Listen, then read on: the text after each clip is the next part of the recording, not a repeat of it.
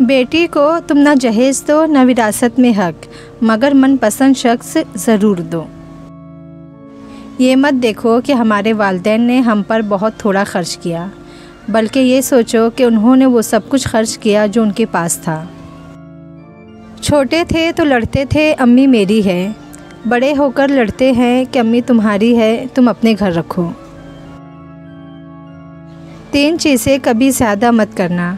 Number 1 इंतज़ार, number 2 एतबार, number 3 इजहार। कामयाब रहोगे।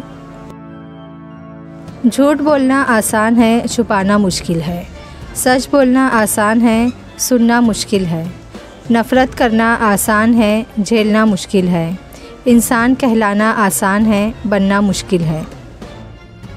एक अक्लमंद से पूछा गया किसी शख्स के अक्ल की पहचान कैसे होती है। जवाब दिया, गुफ्तगू में गलती कम और दुरुस्तगी ज़्यादा होने से।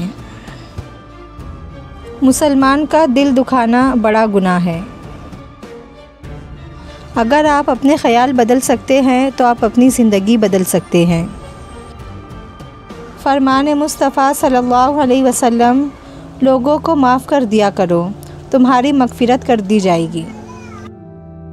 बेहतरीन वक्त वो है जो अल्लाह की बंदगी और इबादत में गुज़रे।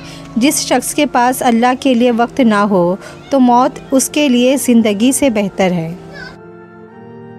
सूरह यूसुफ सिखाती है, अगर अल्लाह की रज़ा पर राज़ी रहो तो कैद ख़त्म हो जाती है, साजिशें नाकाम हो जाती है, ग़ुलामी हुकूमत में बदल जाती है, कहत ख़त्म हो जाते हैं, बीमार शिफायाब हो जाते हैं, बिछड़े मिल जाते हैं, दुश्मन सरंगो हो जाते हैं और हर महाज पर फ़तेह नसीब होती है।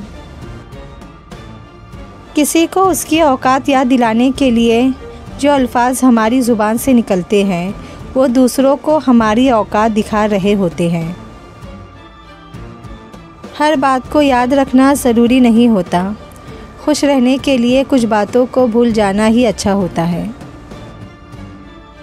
खुश रहिए उनके लिए जो आपको हमेशा खुश देखना चाहते हैं, और खुश रहिए उनके लिए भी जो आपको खुश नहीं देखना चाहते।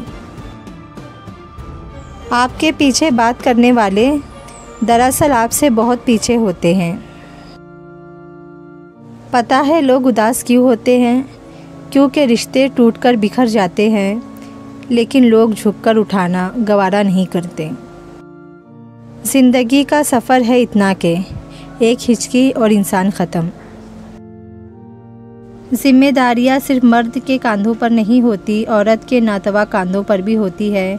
फ़र्क सिर्फ ये है कि मर्द अपने ख़ानदान के लिए थक रहा होता है, जबकि औरत मर्द के ख़ानदान के लिए। औरत नाम ही वफ़ा का है। अगर वो ख़ुद को किसी के लिए इतना थका रही हो तो यकीनन वो उनका बहुत अहम है, और वफ़ा निभाना तो औरत की ज़मीर में शामिल है, जिसे कभी वो माँ बाप बहन भाइयों के घर में निभाती है, बाद में शौहर के घर वालों के लिए। खुदारा उनकी वफ़ाओं का सिला अच्छे अल्फाज में दिया करे।